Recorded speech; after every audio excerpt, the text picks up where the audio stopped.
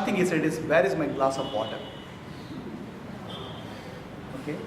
All your tendencies will go into dormant condition, they will not be eliminated. That's called Jada Samadhi. Nirvikalpa Samadhi, but Jada Samadhi. The same thing happened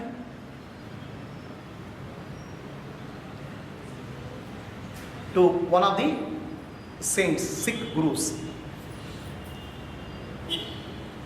I think it's Guru Gobind Singh. He was meditating. He had a disciple called Mardana. Both of the Mardana was a very beautiful musician. He used to sing. He used to play tabla. It's not Guru, it's the other Guru. Okay. So this person used to sing bhajans. One day he went for a bath. And in that bath he had a samadhi, Nirvikalpa Samadhi, taking bath in the river. When he came out,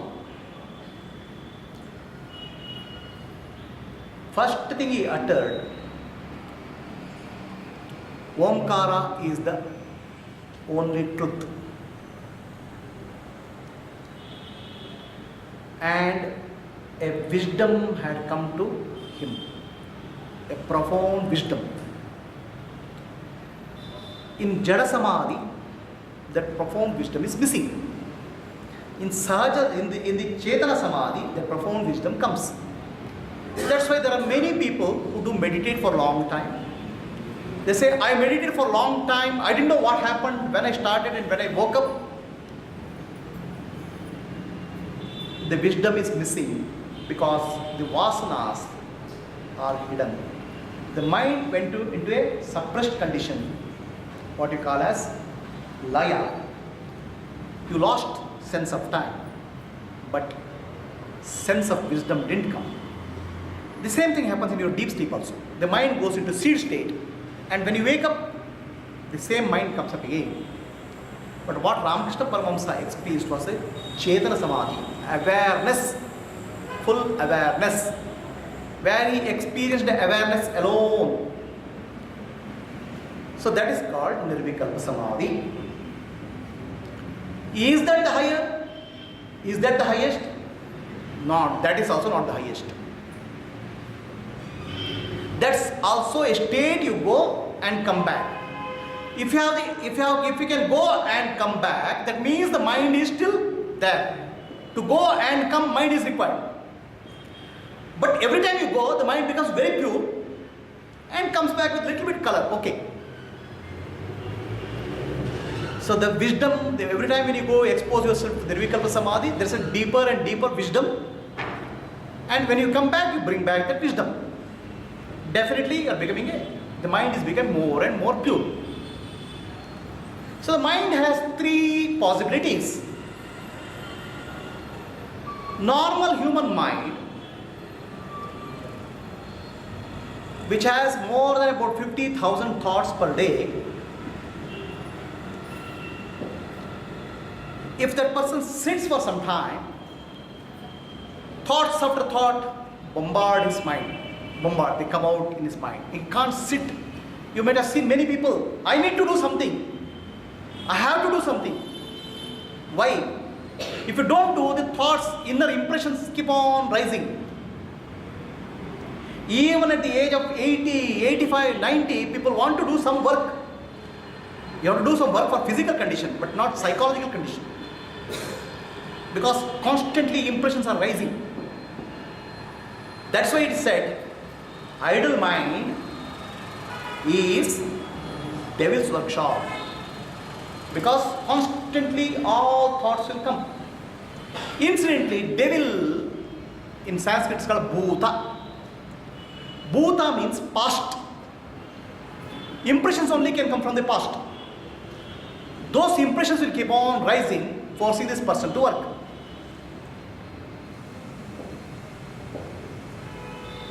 Somebody is able to meditate for some time, do some pranayama, then the mind is emptied for a moment. It's not fully emptied of all the impressions, but emptied for a moment. Such a mind is called empty mind. If idle mind is devil's workshop, empty mind becomes God's workshop. Some inspirational thoughts, some love, some compassion arise in that mind.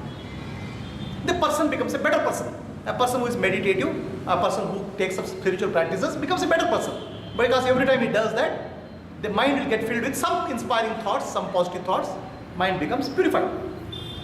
From idle mind, which is devil's workshop, through practice of yoga, you have come to a mind empty, which is full of divine thoughts. From outer to the inner to the higher. But beyond is not something is reached. When the mind becomes no mind, then what remains is the pure consciousness, Chetana.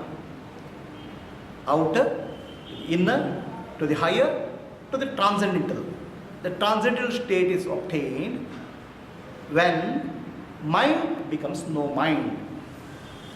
And that no mind state is called enlightened state. No mind is not an idiot. It's called Manonasha. The mind is annihilated. When you say mind is annihilated, what is annihilated is the root of the mind. The mind's root is a thought called I thought. Aham, aham, aham, I thought.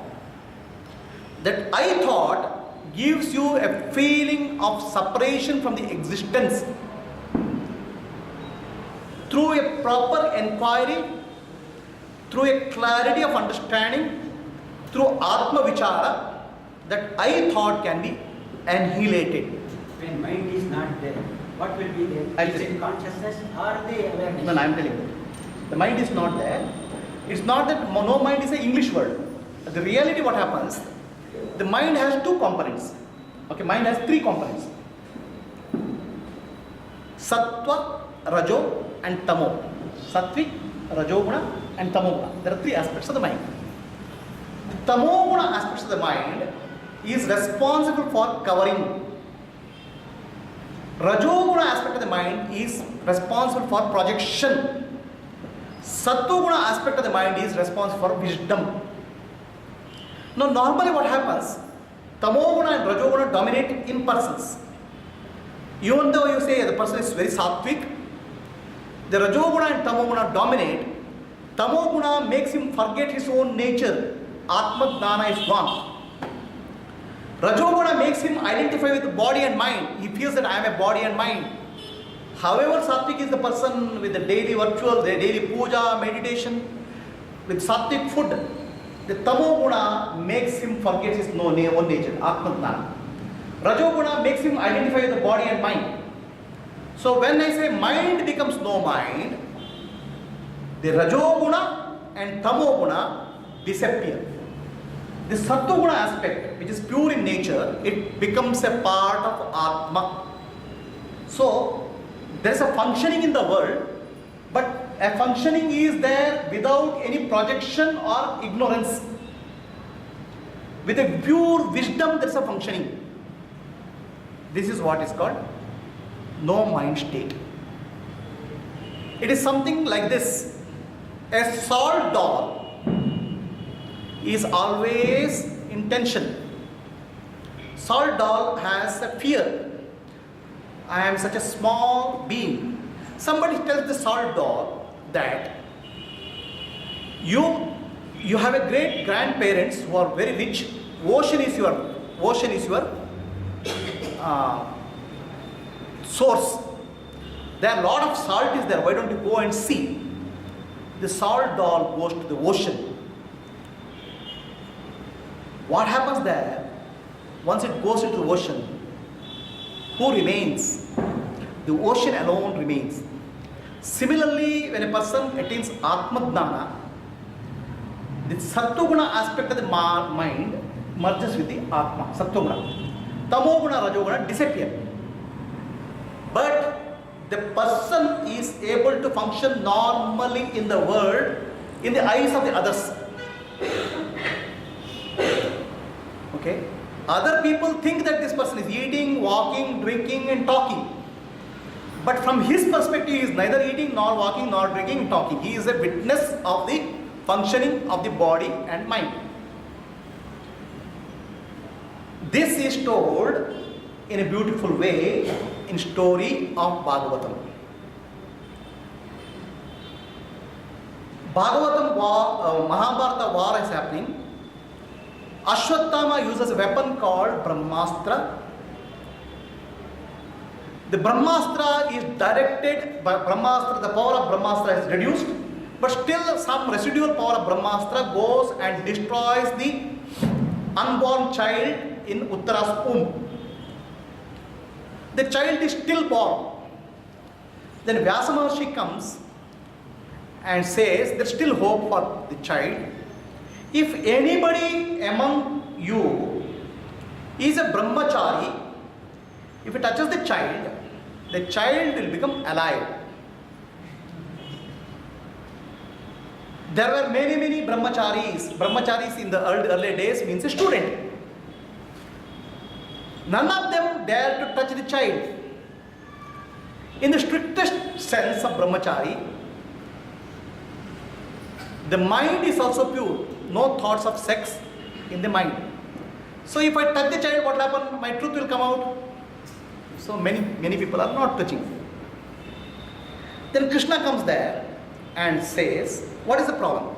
The child has to be touched by a brahmachari. Sri Krishna touches the child and child becomes alive. Everybody is shocked. How is that possible? Krishna says, I don't know. People say, the people who are gathered there said, we know that you are a liar. Because by birth you are known to be a liar. You are known to be a thief also. But this is an utter lie, biggest lie. You are married 16,008 women and still you claim to be a brahmachari and still the child becomes alive. How is it possible? Then Krishna said, I don't know all this. You go and ask Durvasa, who is taking lunch, who is across the river. So all the people rush to Durvasa. And when they go to Durvasa was just finishing his food. Wait, I'll answer your question. He finishes his food. Then they ask, how is it possible that Krishna, who has married 16,008 women, is a brahmachari? Very curious. Then Durvasa says, everything is possible in the world. If you know how I didn't eat food, Krishna can be a brahmachari. He is eating food in front of them only. So this is actually the secret of enlightenment. An enlightened person is really not a person. In the eyes of the person, his body moves, takes care of everything. But he himself is just a sakshi, the witness of the body-mind complex. He is not a doer, naha, karta, bhokta, gnata. He is not a doer, not a knower, not a enjoyer. He becomes the sakshi, witness of the body, and the body-mind complex will move around in the world for loka kalyana till that prarabdha karma of the body remains. There is no karma attached to the person. Krishna, even if he is married 16,008 women, consciously he is just a sakshi, witness. Whereas in a lower state of consciousness, we identify with the body and we become the doer, the enjoyer, the knower. Karta, bhokta, gnata. An enlightened one, when the mind has become purified, the sattvic part of the mind has merged with the higher consciousness, then what remains is pure sakshi, the witness, which is not a doer. So this actually, from Nirvikalpa Samadhi, next is called Sahaja Samadhi, the natural state. When he is walking, when he is talking, when he is eating, he is not talking, he is not eating, not enjoying. He is Brahma Swarupi. He is of the nature of supreme reality. He is of the nature of pure consciousness. The pure consciousness operates or animates that body-mind complex and keeps it alive for Loka Kalyana, so that teachings can happen. That is the state of a Gnani. Ramana Maharshi went to some states of Samadhi. After that he was just sitting. He used to go to the Pradakshina around the hill. He was walking. Even though he was walking, he was not walking. Even though he was talking, he was not talking. In the sense, Atma is non-doer. It's a Sakshi. It's unborn. So that is called Sahaja Samadhi, natural state. From the people, for the other people whom we look at it, the person seems to be doing, talking, walking, teaching. From his person's that consciousness point of view, nothing is happening.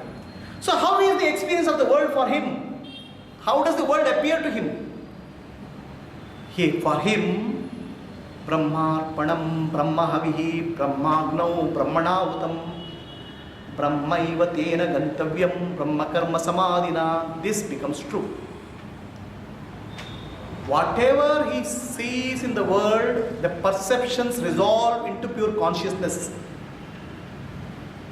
All thoughts, all words, all actions resolve into pure consciousness. For him, the supreme reality alone is existing.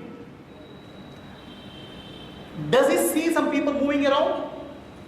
He sees the people moving around, but he knows that's a transient appearance. He is always aware of the pure consciousness underlying. He will never be deluded by the world of appearances, Maya. That's called Sahaja Samadhi, or natural state, which I spoke in the last class.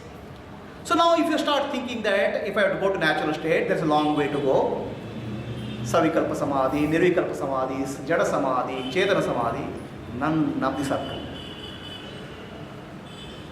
By getting Atma Jnana, you can realize Sahaja Samadhi. Sahaja Samadhi can come only through a purified intellect.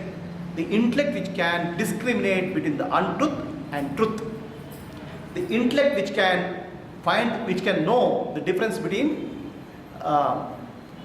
Jada and Chetana. So that's why Ramakrishna is called Paramahamsa. A Hamsa is a bird which is able to discriminate in water and milk, they say. It's mythologically. Similarly, one who has a purified intellect is able to discriminate between the Jada and Chetana, insentient and sentient, and Nitya and Anitya, eternal and temporary, and get established in the highest truth. So final liberation can happen through a proper discrimination, an intellect which has become pure discrimination, which has full of discrimination. Now I have very strong discrimination, still I get enlightened. There is grace required. The grace, without the grace, you cannot realize the supreme truth. By your individual effort, you can realize what is untruth. By the grace of the Supreme Lord, you can realize, experience the truth. The self-effort is sadhana, discrimination, and grace is one which bestows the enlightenment and liberation. So I spoke of various states of consciousness: waking, dreaming, deep sleep, unconscious, coma. Then I spoke of Savikalpa Samadhi, or differentiated superconscious absorption, where the mind is still there but it still experiences the higher truths. Nirvikalpa Samadhi, mind is absorbed in the Atma but still it comes back. Nirvikalpa Samadhi is of two types: Jada Samadhi and Chetana Samadhi, conscious and unconscious. Then Sahaja Samadhi, or natural state, which is a state of liberation.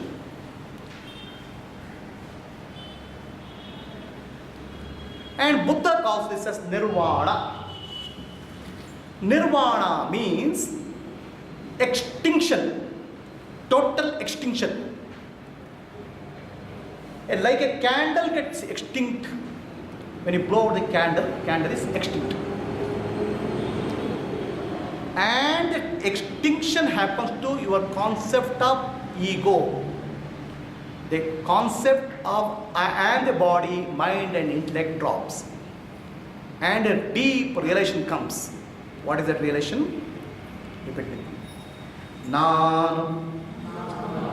ನಾನೆಂಬುದು ನಾನಲ್ಲ, ಈ ದೇಹ ಮನಬುದ್ಧಿ ನಾನಲ್ಲ, ಸಚಿದಾನಂದಾತ್ಮ ಶಿವನಾನು ನಾನೇ, ಶಿವೋಹಂ ಶಿವೋಹಂ ಶಿವೋಹಂ. So that realization is called mukti. It's called Jivan Mukti. It can be experienced when you are alive. And that is the highest which anybody can attain. All the states, Savikalpa Samadhi state, they give a glimpse of higher truth. No doubt they are very profound. But all glimpses are related to the mind. From a mind you have to move to a no mind. That is liberation, Jivan Mukti. With that I will close. If there is a questions, I can another 10 minutes I can answer questions.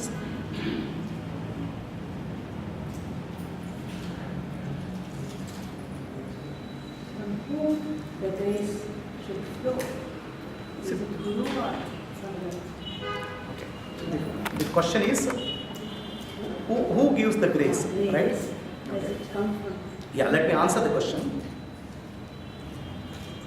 From the Guru or God? God or Paramatma is formless reality. There is no way mind can comprehend that formless reality. Mind can comprehend only the form. Guru is Sakara Rupa of that Paramatma. The closest you can get to Paramatma is in the form of Guru, a realized master. When I say Guru, a realized soul. Paramatma. He is, that's why he said Guru Brahma, Guru Vishnu, Guru Deva, Maheshwara, Guru Sakshat, Parabrahma. The Parabrahma himself comes in the form of Guru. Because the teaching has to happen. Without teaching, the realization cannot happen. The teaching is the grace. Without the clarity of teaching, the grace will not come. The grace is the teaching. So Krishna's grace is Bhagavad Gita. Guru's grace is the teaching. And the teaching should be so clear and so direct that all the ignorance gets shattered. And that teaching is called grace. In our journey is like a spiritual journey is like a train journey. We get many stations. In that station, before you reach the destination, you get one station. And next station you have to get down. That last station is called Guru. Beyond that, your journey ends. Nirguna, Nirakara, the supreme reality, has to communicate with the Saguna, Sakara, which is your form, through a body called Guru. Otherwise there is no communication. And that communication is grace. That teaching is grace. The clarity of the teaching is grace. Without that teaching, the realization cannot come. Okay, so that's why whose grace is that? It is Guru's grace. Now if you are under the impression that Guru is a body, that's wrong. He is not a body, he has become no body. He has gone beyond the body, he has become no mind. Then one who speaks through that body is Parabrahma himself. So whose grace we are speaking of? Parabrahma's grace delivered through a body called Guru. That is the realization. What is the Siddhi Purushas usually cure the disease and Yeah, there is people, what is Siddha, that we'll understand something called Siddhi. Okay? So what happens is a spiritual sadhana, people do it in various ways. There is Adhyatmic sadhana, there is a yogic sadhana, there is bhakti sadhana, there is a yogic sadhana, there is a Vedantic sadhana, there are different ways people do sadhana. Any of these sadhanas involve a focusing of the mind in some way. The mind has to be made sharper and sharper and focused in some way. A Vedantic sadhana will be mind is sharpened to analyze the truth, Vedantic truths. A Bhakti Yoga sadhana, mind is more and more purified to attain Lord. So what happens is the mind which is purified has lot of powers which are missing, which are not active during normal life. To tell you simply, for example, a person like P.T. Usha, to win the Olympics gold medal, she practices in the seashore.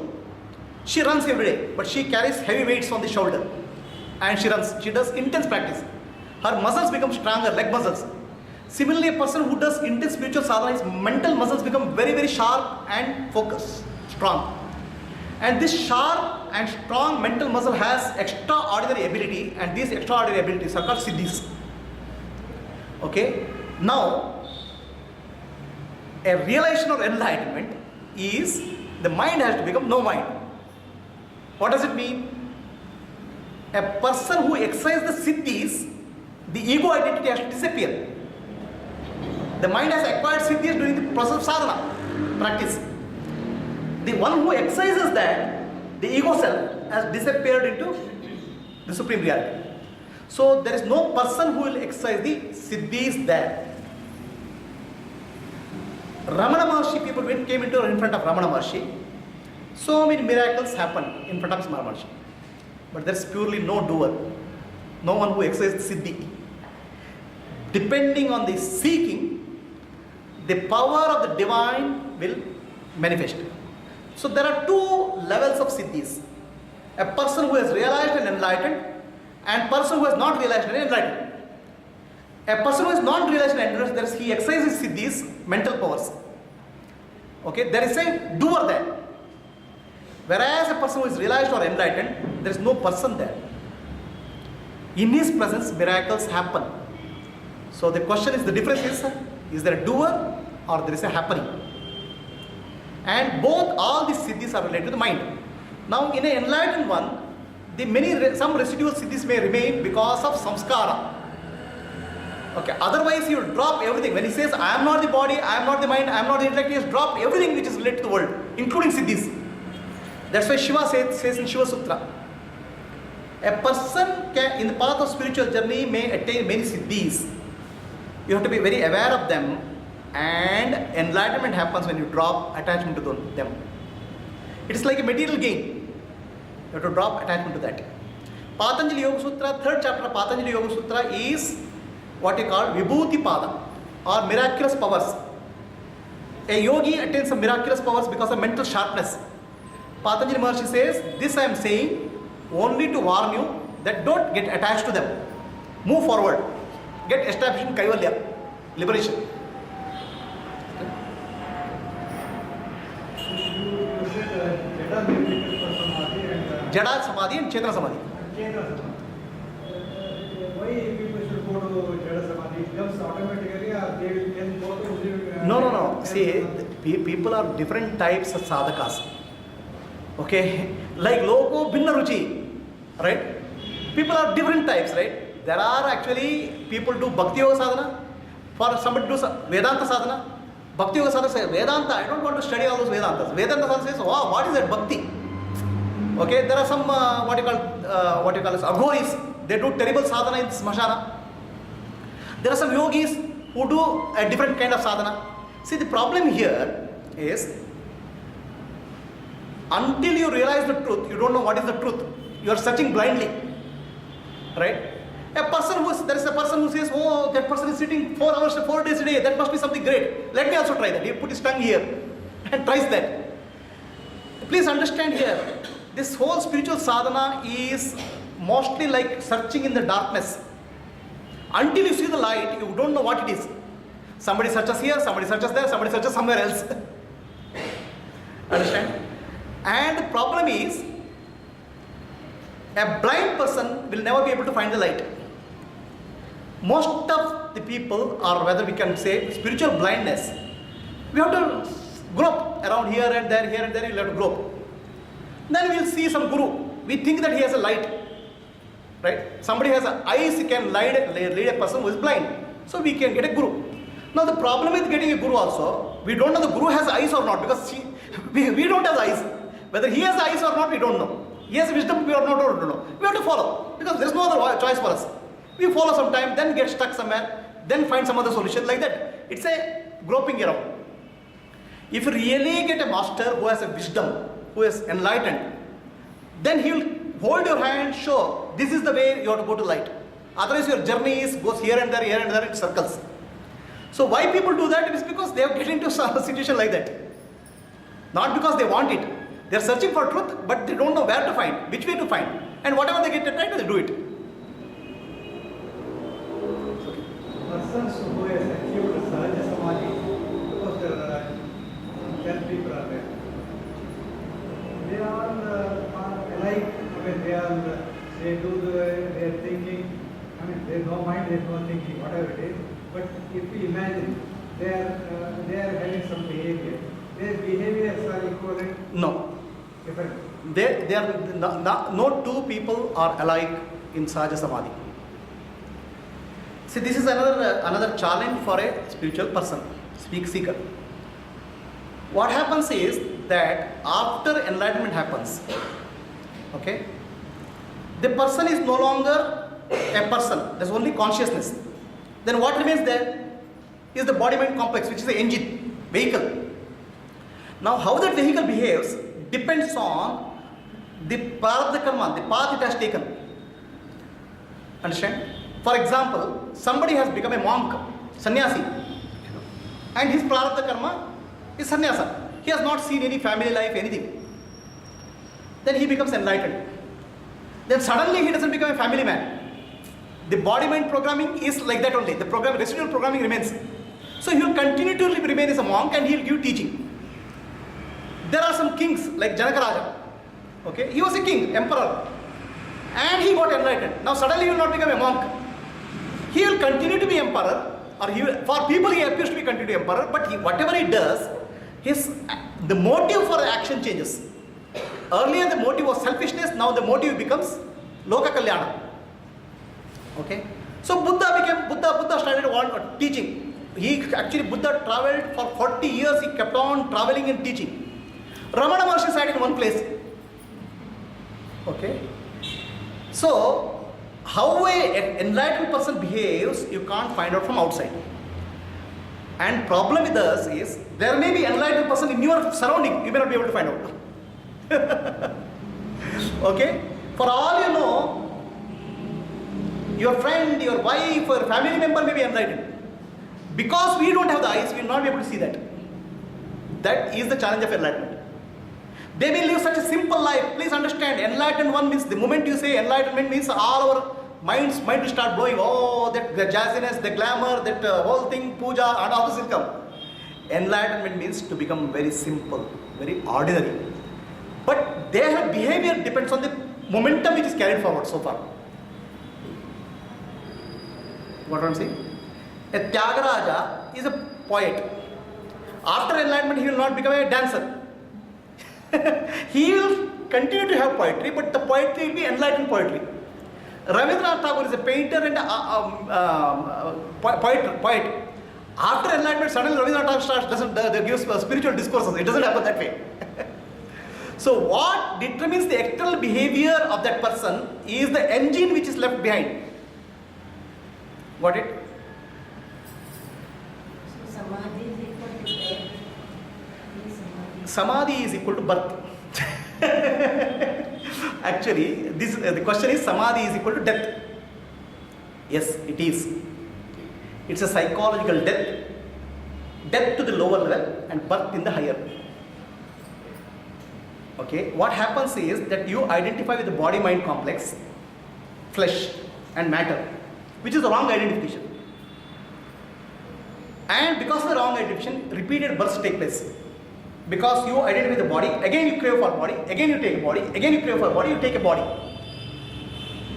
Punarapi jananam, punarapi maranam. Again and again birth and death happens because you crave for the body. Like we have craving for coffee, ice cream, we have a craving for the body. We take that. So now when you realize that you are not a body and mind, your attachment to the body and mind and intellect drops. Then it is actually psychological death in real sense. But at the same time, a birth happens. The birth in the higher consciousness. So when enlightenment is birth or death, you have to tell me. It's death to the physical world, birth in the higher consciousness.